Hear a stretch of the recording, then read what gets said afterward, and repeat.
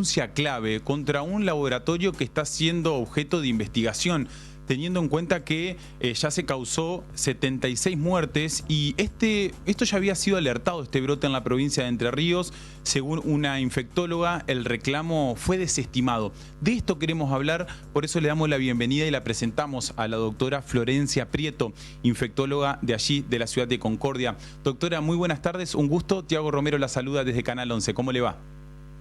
¿Qué tal? Buenas tardes, Tiago. ¿Cómo le va? Gracias por el tiempo, por atendernos.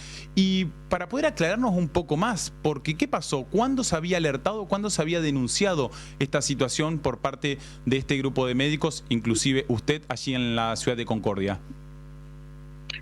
Bueno, nosotros tuvimos un brote por esta bacteria que se llama Ralstonia entre los meses de julio y de agosto, más o menos la misma época que estamos transcurriendo ahora, pero del año 2023, en una institución privada de acá de nuestra ciudad, y nos llevó bastante trabajo y tiempo poder descubrir de dónde venía el problema, hasta que pudimos identificar que provenía, digamos, esta bacteria de un medicamento que ya venía contaminado de fábrica, para que se entienda, ¿sí? No es una bacteria que normalmente nosotros la tengamos en la institución, porque hay bacterias, digamos, intrahospitalarias que la gente conoce, pero no era el caso. Era la primera vez que nos encontrábamos con infecciones producidas por este tipo de bacteria, y cuando comenzamos a investigar, esta bacteria se asocia con contaminación de productos farmacéuticos y medicinales, y ahí empezó nuestra tarea, digamos, de discernir dónde estaba el problema, hasta que pudimos localizar la fuente de infección, que eran ampollas de dexametasona que estaban contaminadas de fábrica de la misma marca HLB. ¿Ustedes alertaron esta situación radicando una denuncia, manteniendo al tanto a qué autoridad? Bueno, lo que corresponde siempre cuando esto sucede es hacer una denuncia a la ANMAT, pero la institución sanatorial no hace la denuncia directamente a la ANMAT, sino se hace vía colegios farmacéuticos de la provincia de Entre Ríos.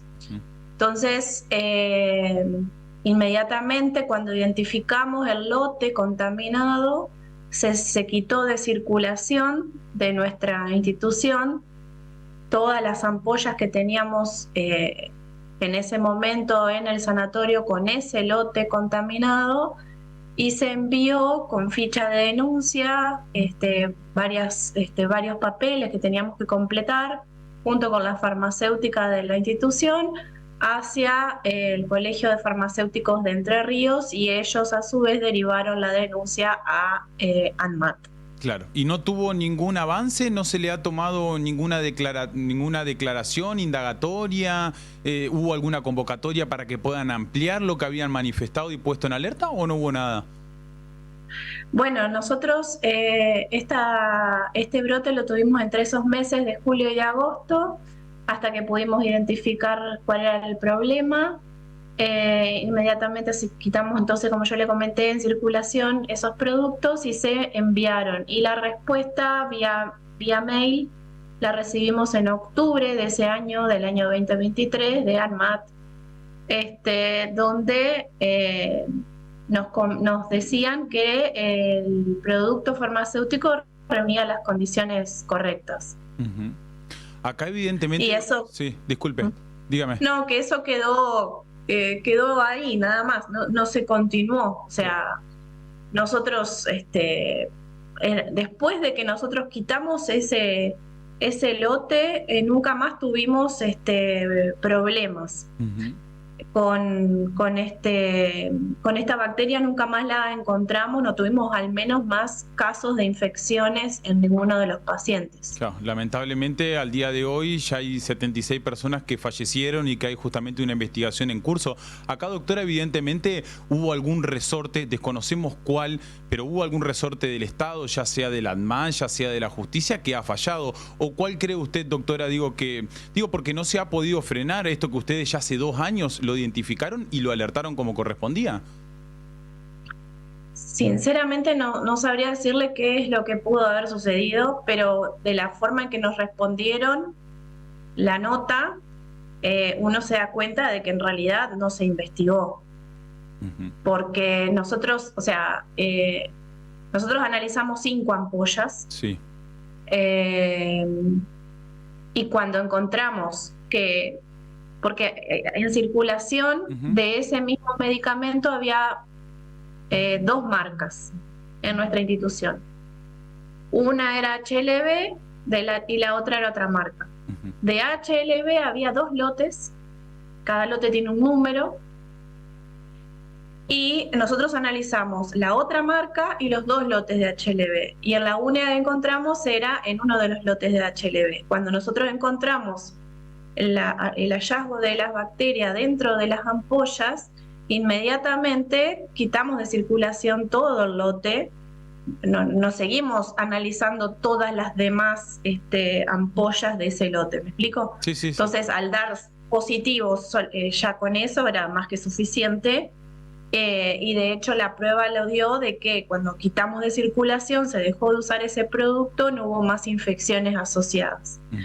Entonces, yo lo que tal vez pensábamos nosotros es que no se tomó con la seriedad y la gravedad de lo que estábamos diciendo, ¿no? Por suerte, ninguna de nuestras pacientes fallecieron.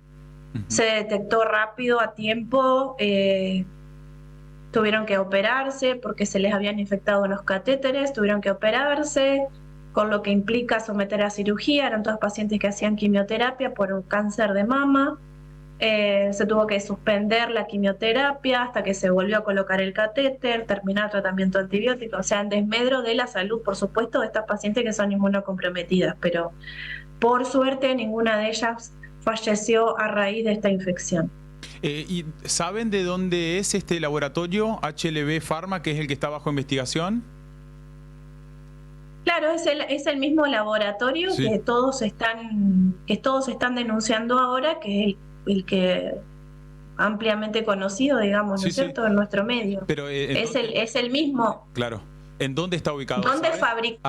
¿Dónde se fabricó en ese momento? No nos compete a nosotros saber. Está bien. En realidad yo sé que mucho es uno de los laboratorios donde en general en nuestro país se utilizaba mucho por cuestiones de costo. Es uno de los lugares donde eran más barato, por decirlo de una manera, adquirir los medicamentos que en las instituciones de salud se compran a gran escala. O sea, no compran 2 ampollas, sino se compran cajas y cajas de los productos de estos, ¿no? Sí, pero la pregunta es, ¿físicamente está fuera de la provincia de Entre Ríos? Sí, por supuesto. Bien. ¿Qué es lo que se sabe, doctora? ¿Hay mucha comercialización en el mercado negro y por eso no se puede frenar la circulación de este fentanilo contaminado? ¿Qué es lo que se puede dialogar, o al menos entre ustedes, entre colegas que son infectólogos y que conocen del tema? ¿Qué se puede decir?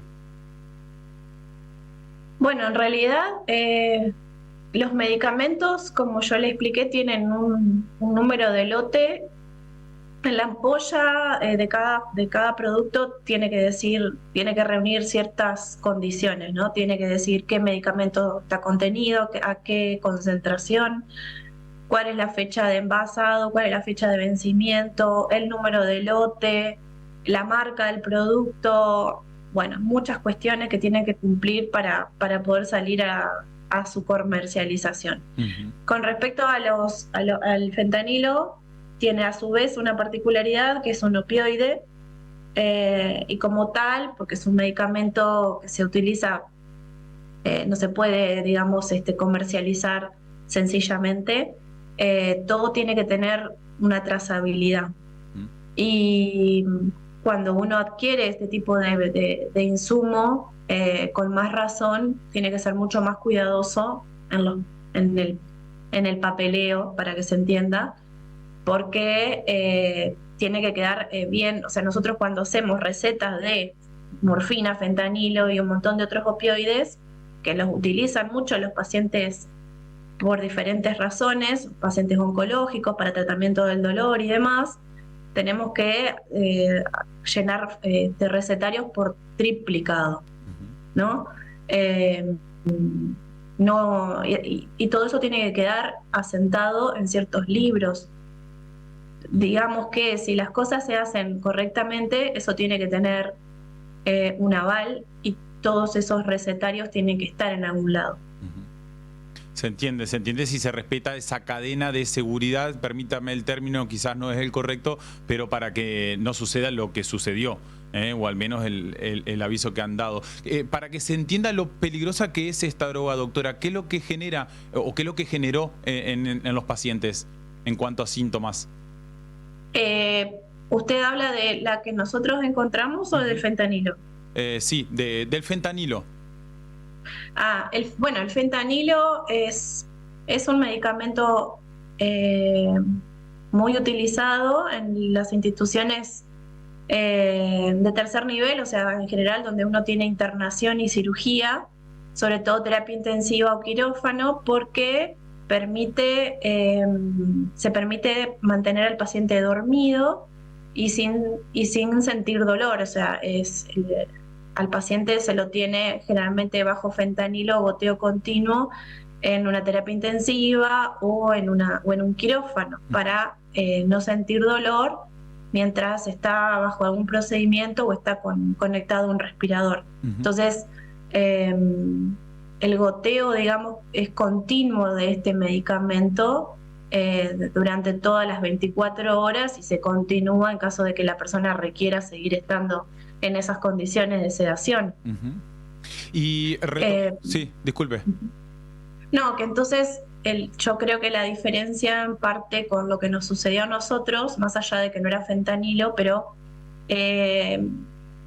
nuestras pacientes recibieron una única ampolla y lo recibían cada 21 días, por ejemplo, ¿no? En este caso se preparan varias ampollas de acuerdo al peso del paciente y se gotea durante 24 horas y así se continúa por varios días. Entonces, la dosis bacteriana, por decir, que está recibiendo la carga bacteriana de esa persona es continua.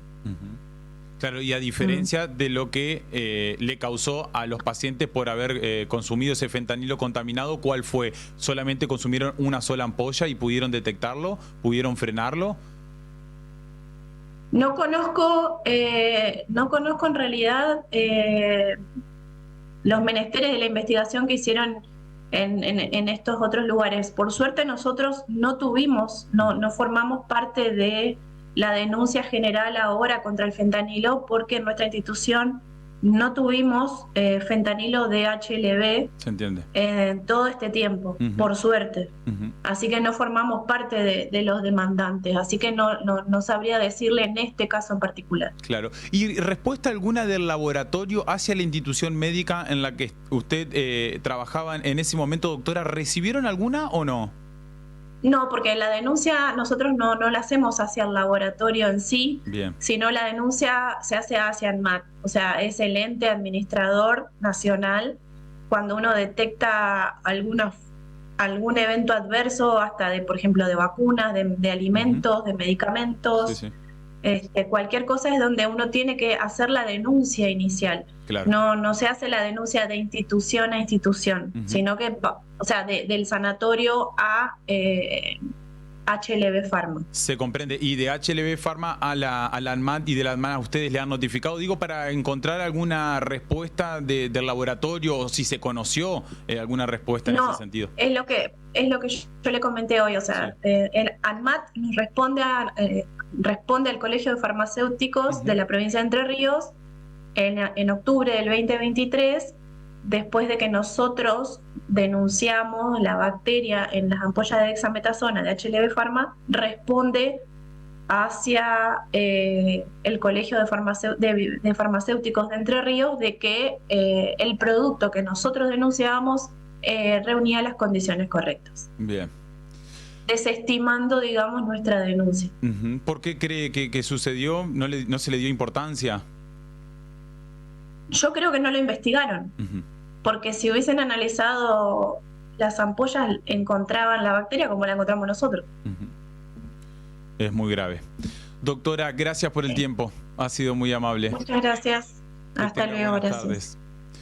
La doctora Florencia Prieto, infectóloga de la ciudad de Concordia, una de las médicas justamente que integraba este grupo de profesionales que alertó ya de esta situación en el 2023, en una institución médica privada en la capital del citrus. Lamentablemente hay una investigación a nivel nacional, ahora con 73 personas fallecidas, y no se han tomado lógicamente los recaudos correspondientes o el trabajo correcto que merecía una investigación con seriedad como la meritaba en este caso en particular. Un tema que vamos a continuar de cerca, porque además en la provincia de Entre Ríos no podemos dejar de lado y no decir que también hay una investigación por parte de la Justicia Federal. Está la fiscal Josefina Minata investigando un caso en Concepción del Uruguay, en donde hay un enfermero inclusive también procesado por la venta de fentanilo, o sea que es un tema también que toca de cerca en nuestro territorio provincial.